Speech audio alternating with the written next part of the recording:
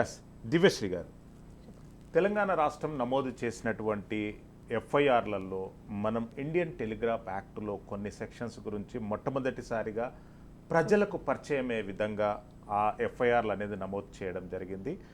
Section 25 కానివ్వండి, 26 కానివ్వండి, even general public can lodge the complaint against their suspicious సర్వైలెన్సెస్.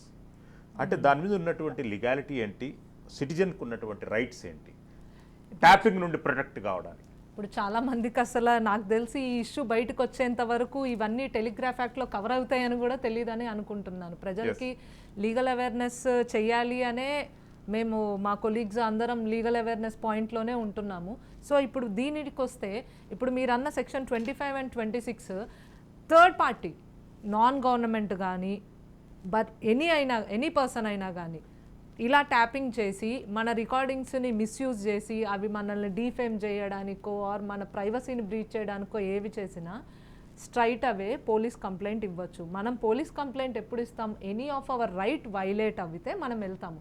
25 and 26లో ఎలా రాసుంది అని అంటే, మనం కంప్లైంట్ ఇస్తే గనక సేమ్ ట్రయల్ ప్రొసీజర్ నడిచి అవతల సైడ్ అనాథరైజ్డ్గా మన రికార్డింగ్స్ తీసుకున్నారు, మన ఫోన్ ట్యాప్ చేశారు అని కోర్టులో ప్రూవ్ అయితే వాళ్ళకి శిక్ష పడుతుంది 3 ఏళ్ల. కానీ ఇక్కడ చట్టంలో ఒక చిన్న ప్రొవిజన్, అందులోనే కామా కోలన్స్ కూడా పెట్టి కన్ఫ్యూజన్ క్రియేట్ చేసే పరిస్థితులు ఉన్నాయి. With the permission of the judicial officer. ఒక కామన్ మెన్ కు జ్యుడిషియల్ ఆఫీసర్ ఎక్కడ అవైలబుల్ ఉంటాడు?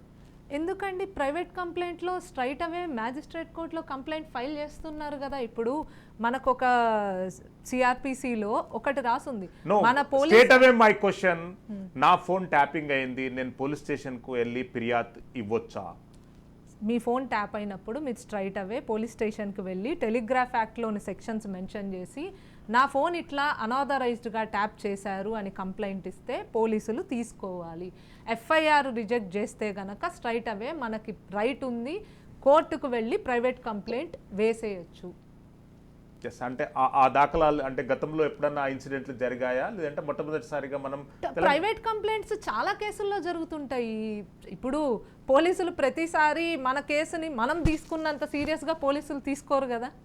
సో ఆ కేసు యొక్క ఇంటెన్సిటీ మనకు తెలుస్తుంది, వాళ్ళకి అది నార్మల్దే కదా, జస్ట్ వార్నింగ్ ఇచ్చేస్తే అయిపోతుంది అవతల పార్టీకి అని అనుకుంటారు. పోలీసులు రెఫ్యూజ్ చేస్తే గనక చాలా కేసెస్లో చాలా ప్రైవేట్ కంప్లైంట్స్ కోర్టులో ఫైల్ అవుతానే ఉంటాయి. అలాగే మనం కూడా పోలీసులు రిజెక్ట్ చేస్తే గనక ఇప్పుడు మనకు ఆ రైట్ ఉంది. టెలిగ్రాఫ్ యాక్ట్ యొక్క సెక్షన్స్ కోట్ చేసి, యాక్చువల్లీ అసలు మనం కాదు చెప్పాల్సింది, పోలీసులు చెప్పాలి మనది ఇలా రైట్ వైలేట్ అవుతుంది అని అంటే వాళ్ళు ఎఫ్ఐఆర్లో ఈ పర్టికులర్ సెక్షన్స్ మెన్షన్ చేసి రాయాలి. అది మనం చెప్పే దుస్థితి రాదని నేను అనుకుంటున్నాను. పోలీసులకి ఇప్పుడు అవేర్నెస్ వచ్చి ఉంటుంది. ఇప్పుడు తెలంగాణ స్టేట్లో any people is facing the same problem, they can straight away go to police station, file a complaint. If police has rejected, straight away మ్యాజిస్ట్రేట్లో ప్రైవేట్ కంప్లైంట్ ఇవ్వచ్చు. ఎస్.